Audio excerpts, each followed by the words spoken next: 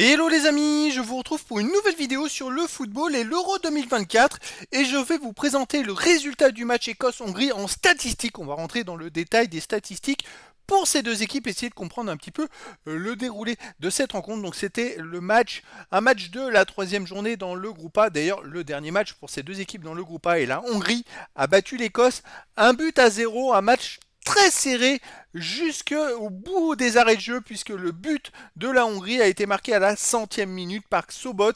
C'est assez hallucinant, un scénario de fou qui indirectement laisse espérer une petite qualification pour la Hongrie, même si ça va être compliqué.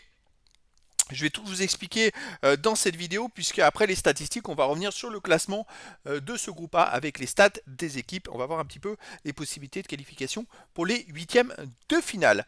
Alors dans cette rencontre, vous voyez, l'Écosse a eu quand même plus de possession de balles que la Hongrie, 60-40. Alors c'est assez étonnant parce que pour moi, au final, quand on regarde toutes les statistiques, les Hongrois ont été beaucoup plus incisifs. C'est-à-dire que l'Écosse a eu 60% à 40 de possession de balles, mais elle n'a tiré que 4 fois, tandis que la Hongrie a tiré 14 fois. Ce qui est quand même assez hallucinant, l'écart entre les deux équipes en raison du nombre de tirs, de différentiel de tirs, c'est fou. Les attaques 33 pour l'Écosse, 36 pour la Hongrie, les corners 2 pour l'Écosse, 6 pour la Hongrie. La Hongrie était beaucoup plus incisive, on va dire. Les pourcentages de passes réussies, 84% pour l'Écosse, 77% pour la Hongrie. C'est pas des gros pourcentages. Les passes tentées, 499 pour l'Écosse, 357 pour la Hongrie, donc beaucoup plus quand même pour l'Écosse. Sinon, on a 3 hors-jeu pour l'Écosse, 5 hors-jeu pour la Hongrie. Sinon, les arrêts, 4 arrêts pour le gardien de l'Écosse, aucun arrêt pour le gardien de la Hongrie. Alors l'Écosse, en cas de victoire, aurait pu atteindre les 4 points et ils ont un peu complètement même raté leur match, je trouve. C'est bien dommage, les distances parcourues, 116,8 km pour l'Écosse, 116 pour la Hongrie, un carton jaune pour l'Écosse seulement et 5 pour la Hongrie. S'il y a un manque d'agressivité de l'Écosse, c'est peut-être ça, c'est flagrant. Il y a un truc qui manquait dans cette rencontre. Au niveau des buts, alors l'Écosse n'a pas montré grand-chose, hein. Vous voyez déjà les tirs, 4 tirs pour l'Écosse, 0 cadré. C'est dur de marquer des buts quand on ne tire pas cadré, un seul non cadré. La Hongrie, 5 tirs cadrés, 7 non cadrés. Ça, c'est un gros problème. L'Écosse a complètement raté son match. Les dribbles, 11-8 pour l'Écosse. Les courses dans le tir offensif, 11-10 pour l'Écosse. Et vers le camp adverse, 19 pour la Hongrie. Et dans la surface de réparation, 5-2 pour la Hongrie. Des petites stats, hein, même pour les deux équipes. Alors, les passes, c'est effectivement, il y a plus de passes, comme on l'a vu pour l'Écosse, qui a une possession de balle de 60% à 40%. Les passes courtes réussies, 87-84, mais pour la Hongrie. Les passes moyennes réussies, 296 à 157 pour l'Écosse.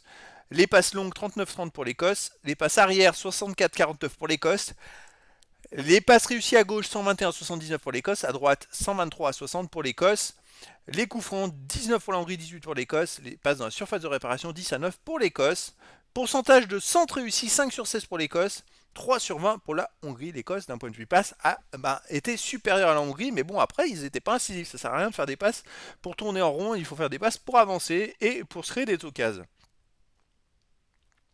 Les stats de défense, alors les ballons récupérés légèrement en faveur de la Hongrie, les contres 2 pour l'Écosse, 3 pour la Hongrie, les tacles 13 pour l'Écosse, 6 réussis, 7 ratés et 21 dégagements sur 27.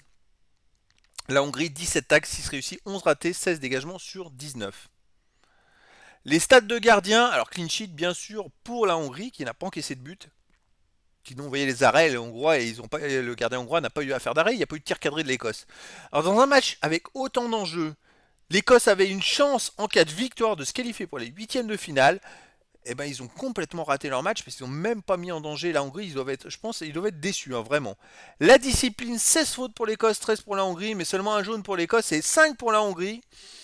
Ok, bon, voir pourquoi il y a un tel différentiel. On arrive donc au classement de ce groupe A. Donc dans l'autre match, il y a eu un partout. Donc l'Allemagne est premier, la Suisse deuxième. On a donc maintenant la Hongrie troisième et l'Écosse quatrième avec un point. Comme je vous l'ai dit, si l'Écosse avait gagné, ils auraient été troisième, mais avec 4 points et donc proche de pouvoir se qualifier pour le prochain tour, puisque ça se joue aux 4 meilleurs troisièmes sur 6 groupes. Donc la Hongrie qui n'a que 3 points et en plus ils ont un goal average négatif de -3, ça va être compliqué pour eux. Ça va être compliqué d'être un meilleur troisième. Il faudrait déjà qu'il n'y ait pas trop d'équipes à 4 points, des troisièmes à 4 points, et qu'en plus, ceux qui ont 3 points n'aient pas un meilleur goal average qu'eux, parce qu'ils ont un -3 de goal average. Ça, c'est compliqué. Il va falloir surveiller. En tout cas, la Hongrie, maintenant, on n'a plus qu'à attendre les résultats des 50 groupes et espérer qu'il n'y ait pas au moins 4 équipes meilleures qu'elle en tant que troisième.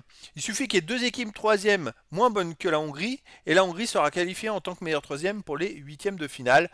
Alors voilà, la Hongrie va devoir surveiller maintenant toutes les rencontres et surveiller si dans d'autres groupes, ça peut passer pour eux. Mais vous voyez, 3 points, moins 3 de goal average, c'est compliqué, mais c'est possible mathématiquement.